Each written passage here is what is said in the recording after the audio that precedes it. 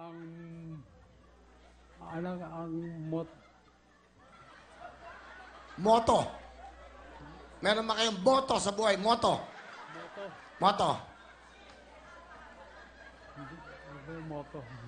Motor siglo. May Diba? motor. Oo, ah? Meron akong motor. Ano na? Sarili kong motor yun.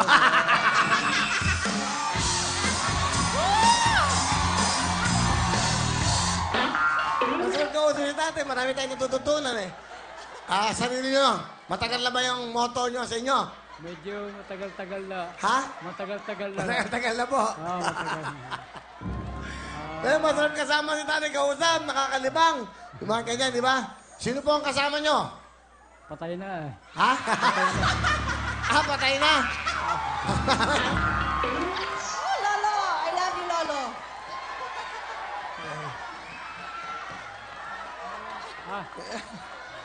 Hindi. Yung patay. Sino po ang patay? Sino patay?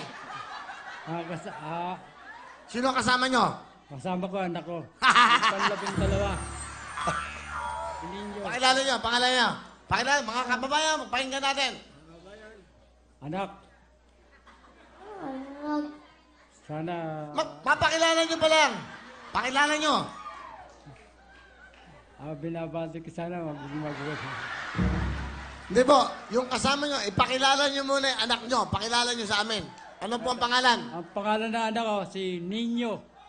Panlabing-dalawang anak ko. Panlabing-dalawa siya. Ninyo. Ayan, kumusta ba, paring Will? Yan ang boses. Okay, alright. Ano gusto mo sabihin kay tatay mo? Yun, medyo... Ayan, tay, yun, mahal na mahal ka namin. Yan, kahit na medyo nahihirapan ka sa pandinig mo, isa lang po kasi yung pandinig niya. Opo, kaya ganun po. Tapos, yun, medyo mahina yung kanyang bagal. So, naapektuhan yung kanyang pandinig. Opo. Tay, mahal na mahal ka po namin. Nandito ako, tay. Ayun. Kaya nakita rin na. Nakita rin. No? Mahal na mahal ka po namin. Hindi pa naman po namin lagi nasasabing mga anak mo, sa dami namin, kung isa-isahin naman, di ba? Mahal na mahal ka po namin. Hindi mo man kami naituwid, naitawid sa pag-aaral. Binigyan mo naman kami at tinuruan mo kaming kumanta para maging hanap buhay namin. Kaya yun, isang malaking... Kung yung iba...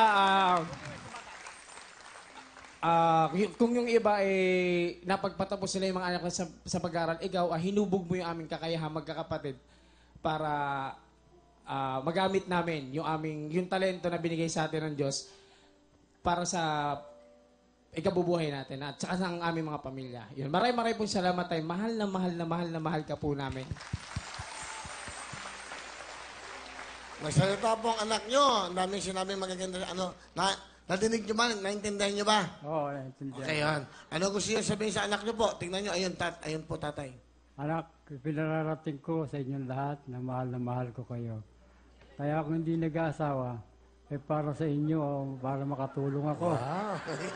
Lalo na sa mga apo ko na nagkapuspalan.